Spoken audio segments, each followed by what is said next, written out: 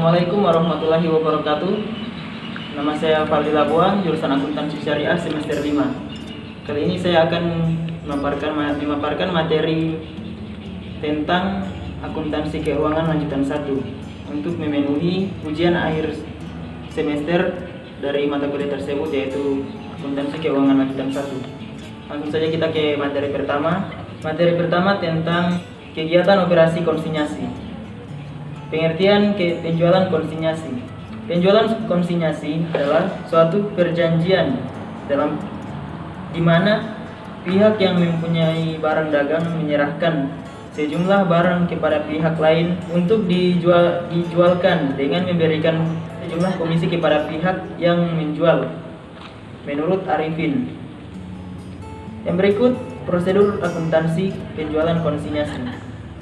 Prosedur akuntansi untuk transaksi penjualan konsinyasi ini ada dua metode pencatatan yang dapat digunakan oleh pihak pengamat maupun oleh pihak komisioner. Oke, yang berikut ada penilaian persediaan. Dalam melakukan pencatatan persediaan perusahaan menggunakan sistem perpetual, sehingga untuk mengetahui besarnya persediaan yang ada pada setiap saat diketahui jumlahnya berapa harus dilakukan perhitungan fisik dari jumlah barang yang ada di gudang. Karena setiap terjadi penjualan, pramuniaga mengadakan pencatatan lalu diserahkan kepada supervisor area masing-masing. Kemudian dicatat pada kartu persediaan barang dengan menggunakan komputer, sehingga tabu barang yang telah terjual dan langsung dilihat saldo persediaannya setiap terjadi perubahan. Namun demikian, perhitungan fisik secara 6 bulan sekali atau stock of name tetap dilakukan untuk mencocokkan jumlah barang yang ada di gudang dengan jumlah yang ada pada catatan persediaan. Dalam melakukan perhitungan persediaan, perusahaan melakukan barang konsinyasi sebagai persediaan barang milik perusahaan, sehingga persediaan akhir yang nampak lebih besar. Untuk contohnya, di sini ada laporan perhitungan laba rugi. Bisa dilihat pada gambar di sini. Ya, seperti itu. Di sini terdapat penjualan dengan harga penjualannya itu ada 5.237.365.200 rupiah. Harga pokok penjualan persediaan awal 118.892.000 rupiah. Pemilihan bersih 5.016.641.400 rupiah. Persediaan akhir 1.450.826.800 rupiah. Di sini di harga pokok penjualan persediaan awal ditambah dengan pembelian bersih, terus dikurangi dengan persediaan akhir, itu merupakan harga pokok penjualan. Hasilnya 3.684.706.600 rupiah. Nah, harga penjualan tadi dikurangi dengan harga pokok penjualan, atau penjualan tadi dikurangi dengan harga pokok penjualan. Hasilnya 1.552.688.600 rupiah. Itu merupakan laba kotor penjualan. Kita lanjut ke materi yang berikut, yaitu akuntansi untuk konsinyasi selesai atau complete consignment. Pengertian akuntansi konsinyasi selesai. Yang dimaksud dengan akuntansi konsinyasi selesai adalah semua transaksi yang terkait dengan barang konsinyasi, mulai dari pengiriman barang konsinyasi sampai dengan penyerahan hasil penjualan semua barang konsinyasi. Yang berikut ada transaksi konsinyasi dicatat secara terpisah. Konsinyi. Ketika keuntungan dari penjualan konsinyasi dicatat secara terpisah, maka konsinyi akan membuat akun konsigmen in untuk masing-masing konsinyasi. Jika konsinyur lebih dari satu, Akun ini digunakan untuk mencatat semua beban terkait dengan transaksi konsinyasi dan nantinya akan dikreditkan secara penuh atas hasil penjualan konsinyasi. Komisi atau keuntungan penjualan konsinyasi akan dicatat dari konsigmen in ke rekening pendapatan terpisah.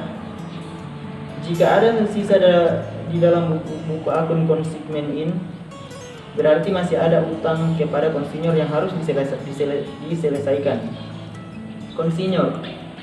Konsinyur akan membuat akun konsigmen out untuk masing-masing konsinyasi.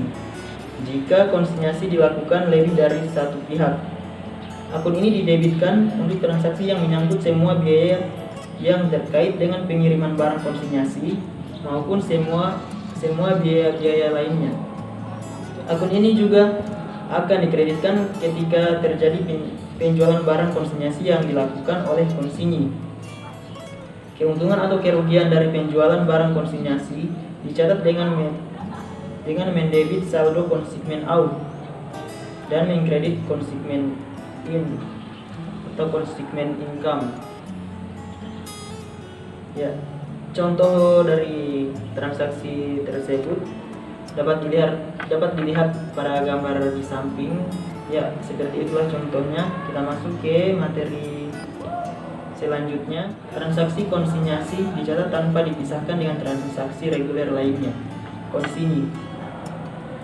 Ketika transaksi konsinyasi digabungkan dengan transaksi reguler lainnya, akan ditandingkan dengan akun purchase atau akun cost of goods sold dan akan dikreditkan ke akun konsinyur ketika dilakukan pembayaran atas barang yang terjual. Semua beban yang ditanggung konsinyi akan dicatat oleh konsinyur. Ketika transaksi digabungkan dengan transaksi reguler lainnya, konsinyur akan mencatat pendapatan dari konsinyasi tergabung dengan transaksi reguler lainnya. Untuk ilustrasinya mungkin bisa dilihat pada gambar di samping. Ya, ilustrasinya seperti itu. Kita masuk ke materi berikut, yaitu akuntansi untuk konsinyasi belum selesai atau incomplete consignment. Ketika konsinyasi belum selesai terjadi jika pada akhir periode di mana laporan keuangan konsinyi maupun konsinyur disusun, belum semua barang konsinyasi terjual. Dalam kondisi ini, konsinyi maupun konsinyur akan mengakui laba yang sudah terrealisasi serta menggabungkan laba yang belum terrealisasi. Ilustrasi yang sama akan diambil dari contoh di atas dengan mengasumsikan tanggal laporan keuangan jatuh pada tanggal 30 Juni. Pada kondisi di mana transaksi konsinyasi dicatat secara terpisah, ilustrasinya mungkin dapat dilihat pada gambar di samping di sini. Ya, ilustrasinya seperti itu. Kita masuk ke materi terakhir, yaitu agen dan cabang. Pengertian agen. Menurut Permendak 3 tahun 1998, agen adalah perorangan atau badan usaha yang bertindak sebagai perantara atas nama pihak yang menunjuknya untuk melakukan penjualan atau pemasaran. Agen bertindak atas nama prinsipal pemilik barang. Atas jasanya ini agen akan memperoleh fee. Ciri-ciri agen.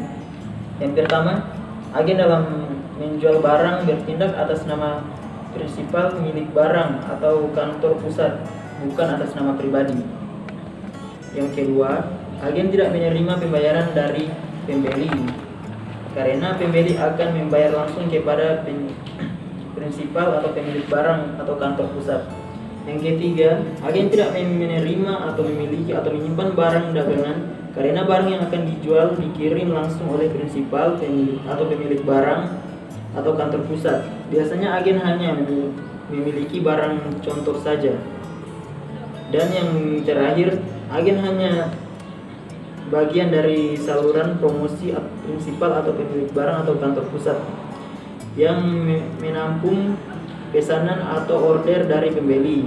Nanti pihak prinsipal atau kantor pusat yang akan melanjutkan proses penyerahan barang, melanjutkan proses penyerahan barang. Kegiatan promosi biasanya tetap dilakukan oleh prinsipal atau pemilik barang atau kantor pusat. Agen juga biasanya tidak membuat properti sendiri untuk promosi, tapi biasanya dilakukan oleh prinsipal atau kantor pusat. Yang berikut akuntansi untuk agen. Pertama, pada umumnya akan diberikan uang oleh prinsipal atau kantor pusat berapa modal kerja untuk membiayai operasional sehari-harinya untuk mempertanggungjawabkan uang tersebut. Biasanya agen akan membuat pencatatan sederhana seperti pencatatan dana kas kecil atau petty cash. Biasanya sistem impers, di mana catatan ini akan diserahkan ke prinsipal atau kantor pusat beserta bukti-bukti pengeluarannya. Yang berikut, prinsipal atau kantor pusat juga memberikan barang contoh untuk agen dan jurnal akan dicatat oleh prinsipal atau kantor pusat. Yang berikut, pesanan dari pembeli yang diterima agen akan diteruskan ke prinsipal atau kantor pusat. Lalu prinsipal atau kantor pusat yang akan menyelesaikannya dengan pembeli dan melakukan pencatatan atas transaksi penjualan tersebut sampai dengan penagihan ke pelanggan jika penjualan dilakukan secara kredit. Yang berikut, atas jasa sebagai pedagang perantara tersebut, agen akan memperoleh fee dari prinsipal pemilik barang atau kantor pusat. Yang berikut, pada akhir periode, prinsipal atau kantor pusat akan membuat jurnal penyelesaian atas penjualan dan biaya serta menutup laba agen ke laba rugi prinsipal atau kantor pusat. Oke, yang berikut cabang atau branch. Seperti yang sudah dijelaskan di atas, perusahaan dalam rangka meningkatkan penjualannya akan terus berusaha mencari berbagai cara. Selain melalui agen yang dijelaskan di atas, perusahaan bisa juga membuka kantor cabang di berbagai daerah untuk memanfaatkan market share yang masih besar bagi produk mereka. Ya baiklah, itulah materi dari saya tentang akuntansi keuangan lanjutan 1. Lebih dan kurangnya saya mohon maaf. Jika ada penjelasan yang masih belum tepat atau masih kurang tepat, ya mohon dimaafkan. Akhir kata, billahi taufik wal hidayah. Wassalamualaikum warahmatullahi wabarakatuh.